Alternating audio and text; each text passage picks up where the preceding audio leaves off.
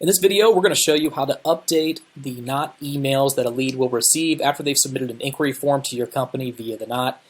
And the main place that you're going to look for here is going to the marketing section.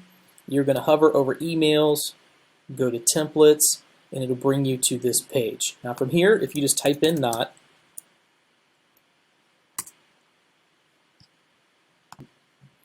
it should pull up all of the not emails that you have inside of the system. You're going to have a couple of pages of them here.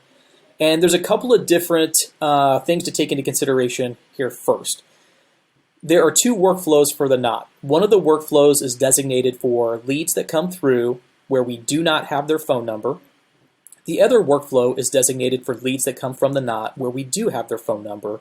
And the emails that go out in each of those workflows is slightly different. So let's say a not lead comes through, we don't have their cell phone number. What we want to do is we want to try to get their cell phone number so we can text them, so we can activate the AI bot, so we can have a conversation and then nurture them to an appointment. The first two emails that go out in this instance is this not email 1 and not email 2 default campaign email. And the sole purpose of this email here and this email here is to get the lead to click a link, fill out a form where they're going to provide their cell phone number, submit it, and then that's going to activate the AI bot. So if you're looking to change emails, no problem. But when it comes to email 1 default campaign and email 2 default campaign, the sole purpose of those emails is to get the lead to click a link. So you may come through here and you may go, hey, I don't like this verbiage, I want to change it a little bit. No big deal. Make sure that this fits your brand. That's completely fine. But make sure that the sole purpose of the verbiage that you put in here is for clicking this link so we can get some additional information. And then, of course, if you don't care to have the person's cell phone number, then you can make this whatever you want it to be. But I would recommend always trying to get as much of the contact information as you can so you can market to these people later on. All right. So change any of the verbiage that you want to here. Obviously, you're going to see some merge tags. They're pretty self-explanatory in terms of what they are for. This will say the contact's first name. You're also going to see inside of here, hyperlinks. My recommendation is when you click on a hyperlink, you can come over here. You can take a look at the hyperlink. Whatever it says here, you want to make sure that you do not change that, okay? Now, after you've made some changes, you might go, well, hey, what does the subject line look like? Maybe I want to change that. You can come up to these three dots here. You can hit settings, and the subject line can be found right here, and you can make a change.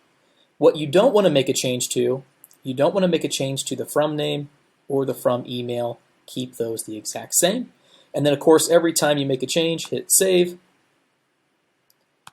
Come over here, hit save template. And the other thing you want to do after making a change is click these three dots, hit test email, put your email address in there, hit send test email, and just make sure that the formatting and the verbiage that you've changed looks the way you want it to, and you're good to go. So for the not email 1, the sole purpose of this is to get them to click this link, fill out a form, provide their cell phone number. Same thing with, oops, I'm going to type that in again. The not email 2 default campaign. The verbiage is slightly different, but the sole purpose of it is to click this link, fill out a form, and provide the cell phone number. Okay. You're going to see in this particular email here, we actually reference the lead's event date. Okay, so this is the merge tag for the event date. If you want to make any changes there and you want the event date to auto-populate, that's the merge tag that you can use. And as always, same thing here. After making changes, test it. Make sure that you're changing the email subject to something you want and leave these two fields completely alone. Okay, so now we're talking specifically about emails that are going out to leads that have not provided their cell phone number. These are the only two emails in this instance you really have to worry about that are really important and serve an actual purpose for gaining more information. The rest of the emails that you're going to see inside of the marketing templates are going to be solely for the purpose of just nurturing a lead to an appointment, okay? But now let's say that there's another instance where a lead comes through and they do provide their cell phone number.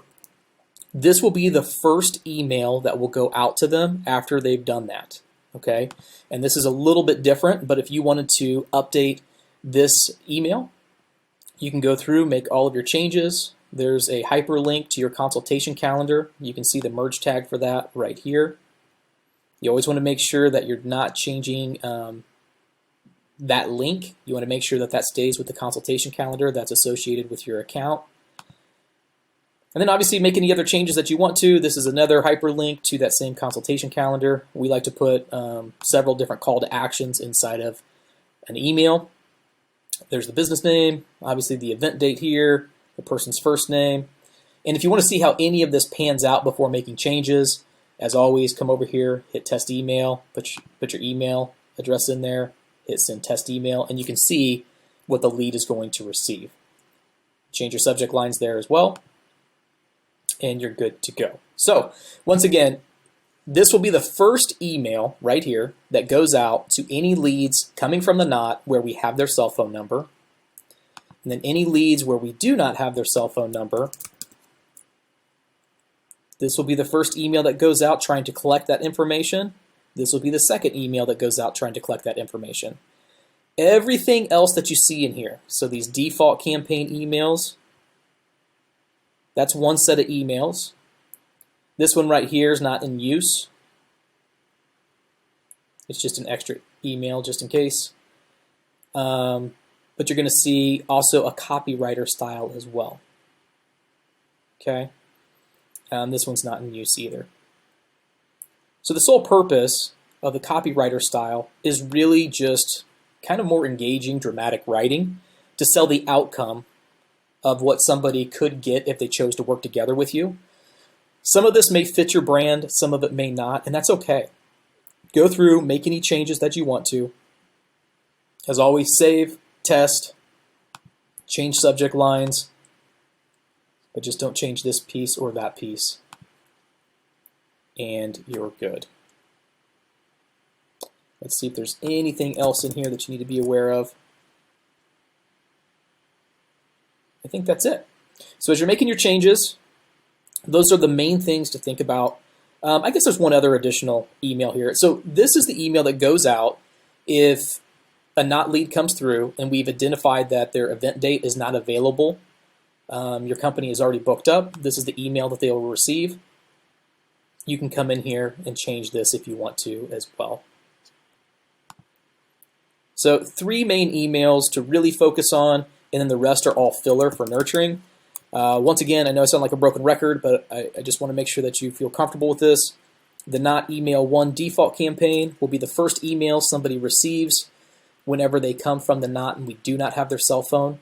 If they do not fill out the form that we asked them to fill out on day 1, we will send this email on day 2, and basically just another way asking them to fill out the form again. And then after day 2, we're just going to continue to send them nurture emails with different verbiage inside of them.